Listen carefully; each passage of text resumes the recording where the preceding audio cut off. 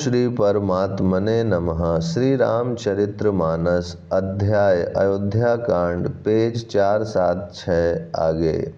तथा अमृत के भी अमृत सरीखे पवित्र खान पान के पदार्थ थे, जिन्हें देखकर सब लोग संयमी पुरुषों विरक्त मुनियों की भांति सकुचा रहे हैं। सभी के डेरों में मनोवांछित वस्तु देने वाले कामधेनु और कल्पवृक्ष हैं, जिन्हें देखकर इंद्र और इंद्राणी को भी अभिलाषा होती है, उनका भी मन ललचा जाता है। वसंत ऋतु है, शीतल मंद सुगंध 3 प्रकार की हवा बह रही है। सभी को धर्म अर्थ काम और मोक्ष चारों पदार्थ सुलभ हैं। माला चंदन स्त्री आदि भोगों को देखकर सब लोग हर्ष और विषाद के वश हो रहे हैं। हर्ष तो भोग सामग्रियों को और मुनि के तप प्रभाव को देखकर होता है, और विषाद इस बात से होता है कि श्री राम के वियोग में नियम व्रत से रहने वाले हम लोग भोग विलास में क्यों आ फंसे। कहीं इनमें आसक्त होकर हमारा मन नियम व्रतों को न त्याग दे। संपत्ति भोग विलास की सामग्री चकवी है और भरत जी चकवा हैं, और मुनि की आज्ञा खेल है, जिसने उस रात को आश्रम रूपी पिंजड़े में दोनों को बंद कर रखा और ऐसे ही सवेरा हो गया। जैसे किसी बहेलिए के द्वारा एक पिंजड़े में रखे जाने पर भी चकवी चकवे का रात को संयोग नहीं होता, वैसे ही भारद्वाज जी की आज्ञा से रात भर भोग सामग्रियों के साथ रहने पर भी भरत जी ने मन से भी उनका स्पर्श तक नहीं किया। प्रातःकाल भरत जी ने तीर्थराज में स्नान किया और समाज सहित मुनि को सिर नवाकर और ऋषि की आज्ञा तथा आशीर्वाद को सिर चढ़ाकर दंडवत करके बहुत विनती की। तदंतर रास्ते की पहचान रखने वाले लोग कुशल पथ प्रदर्शकों के साथ सब लोगों को लिए हुए भरत जी चित्रकूट में चित लगाए चले। भरत जी राम सखा गुह के हाथ में हाथ दिए हुए ऐसे जा रहे हैं मानो साक्षात प्रेम ही शरीर धारण किए हुए हो। ना तो उनके पैरों में जूते हैं और न सिर पर छाया है। उनका प्रेम नियम व्रत और धर्म निष्कपट सच्चा है। वे सखा निषाद राज से लक्ष्मण जी, श्री रामचंद्र जी और श्री सीता जी के रास्ते की बातें पूछते हैं, और वह कोमल वाणी से कहता है। श्री रामचंद्र जी के ठहरने की जगहों और वृक्षों को देखकर उनके हृदय में प्रेम रोके नहीं रुकता। भरत जी की यह दशा देखकर देवता फूल बरसाने लगे, पृथ्वी कोमल हो गई और मार्ग मंगल का मूल बन गया। बादल छाया किए जा रहा है, सुख देने वाली सुंदर हवा बह रही है। भरत जी के जाते समय मार्ग जैसा सुखदायक हुआ, वैसा श्री रामचंद्र जी को भी नहीं हुआ था। रास्ते में असंख्य जड़ चेतन जीव थे, उनमें से जिनको प्रभु श्री रामचंद्र जी ने देखा अथवा जिन्होंने प्रभु श्री रामचंद्र जी को देखा, वे सब उसी समय परम पद के अधिकारी हो गए। परंतु अब भरत जी के दर्शनों ने तो उनका भाव जन्म मरण रूपी रोग मिटा ही दिया। श्री राम दर्शन से तो वे परम पद के अधिकारी ही हुए थे, परंतु भरत दर्शन से उन्हें वह परम पद प्राप्त हो गया। भरत जी के लिए यह कोई बड़ी बात नहीं है, जिन्हें श्री राम जी स्वयं अपने मन में स्मरण करते रहते हैं। जगत जो भी मनुष्य एक बार राम कह लेते हैं, वे भी तरने तारने वाले हो जाते हैं। फिर भरत जी तो श्री रामचंद्र जी के प्यारे तथा उनके छोटे भाई ठहरे, तब भला उनके लिए मार्ग मंगल सुखदायक कैसे न हो। सिद्ध साधु और श्रेष्ठ मुनि ऐसा कह रहे हैं और भरत जी को देखकर हृदय में हर्ष लाभ करते हैं। भरत जी के इस प्रेम के प्रभाव को देखकर देवराज इंद्र को सोच हो गया कि कहीं इनके प्रेमवश श्री राम जी लौट ना जाएं और हमारा बना बनाया काम बिगड़ जाए। संसार भले के लिए भला और बुरे के लिए बुरा है। मनुष्य जैसा आप होता है, जगत उसे वैसा ही दिखता है। उसने गुरु बृहस्पति जी से कहा, हे प्रभु, वही उपाय कीजिए जिससे श्री रामचंद्र जी और भरत जी की भेंट ही ना हो। श्री रामचंद्र जी संकोची और प्रेम के वश हैं और भरत जी प्रेम के समुद्र हैं। बनी बनाई बात बिगड़ना चाहती है, इसलिए कुछ छल ढूंढकर इसका उपाय कीजिए।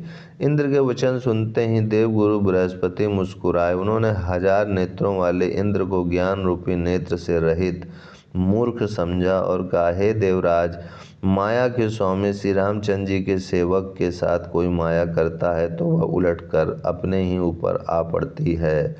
उस समय पिछली बार तो श्री रामचंद्र जी का रुख जानकर कुछ किया था, परंतु इस समय कुचाल करने से हानि ही होगी। हे देवराज, श्री रघुनाथ जी का स्वभाव सुनो। वे अपने प्रति किए हुए अपराध से कभी रुष्ट नहीं होते, पर जो कोई उनके भक्त का अपराध करता है वह श्री राम की क्रोधाग्नि में जल जाता है। लोक और वेद दोनों में इतिहास कथा प्रसिद्ध है। इस महिमा को दुर्वासा जी जानते हैं।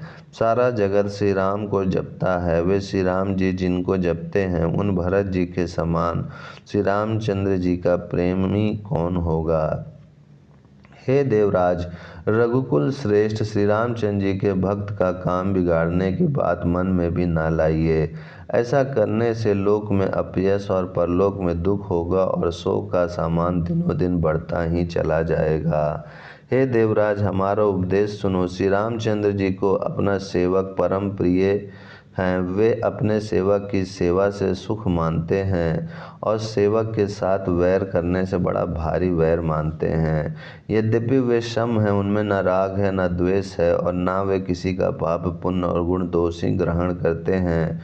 उन्होंने विश्व में कर्म को ही प्रधान कर रखा है। जो जैसा करता है वह वैसा ही फल भोगता है।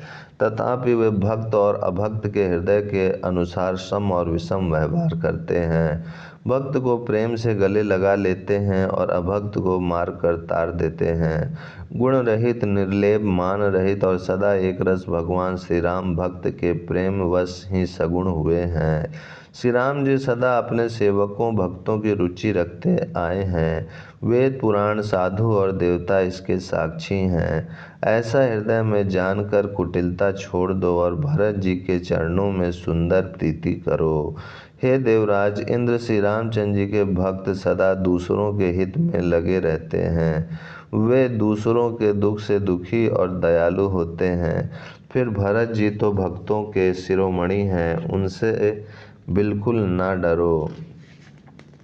प्रभु श्री रामचंद्र जी सत्य प्रतिज्ञ और देवताओं का हित करने वाले हैं और भरत जी श्री रामचंद्र जी की आज्ञा के अनुसार चलने वाले हैं। तुम व्यर्थ ही स्वार्थ के विशेष वश होकर व्याकुल हो रहे हो। इसमें भरत जी का कोई दोष नहीं, तुम्हारा ही मोह है।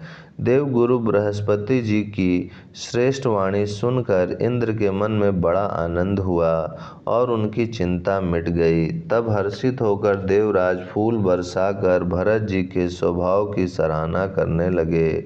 इस प्रकार भरत जी मार्ग में चले जा रहे हैं।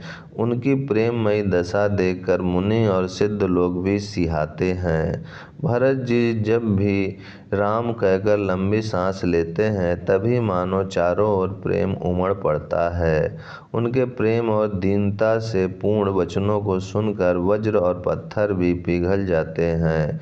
अयोध्या वासियों का प्रेम कहते नहीं बनता। बीच में निवास मुकाम करके भरत जी यमुना जी के तट पर आए। यमुना जी का जल देखकर उनके नेत्रों में जल भर आया। श्री रघुनाथ जी के संयम रंग का सुंदर जल देखकर सारे समाज सहित भरत जी प्रेम विहल होकर श्री राम जी के विरह रूपी समुद्र में डूबते डूबते विवेक रूपी जहाज पर चढ़ गए। अर्थात यमुना जी का श्याम वर्ण जल देखकर सब लोग श्याम वर्ण भगवान के प्रेम में विहल हो गए और उन्हें ना पाकर विरह व्यथा से पीड़ित हो गए। तब भरत जी को यह ध्यान आया कि जल्दी चलकर उनके साक्षात दर्शन करेंगे। इस विवेक से वे फिर उत्साहित हो गए। उस दिन यमुना जी के किनारे निवास किया। समय अनुसार सबके लिए खान पान आदि की सुंदर व्यवस्था हुई। निषाद राज का संकेत पाकर रात ही रात में घाट घाट की अगणित नावें वहीं आ गईं। जिनका वर्णन नहीं किया जा सकता। सवेरे एक ही खेवे में सब लोग पार हो गए और श्री रामचंद्र जी के सखा निषाद राज की इस सेवा से संतुष्ट हुए। फिर स्नान करके और नदी को सिर नवाकर निषाद राज के साथ दोनों भाई चले। ओम शांति शांति शांति।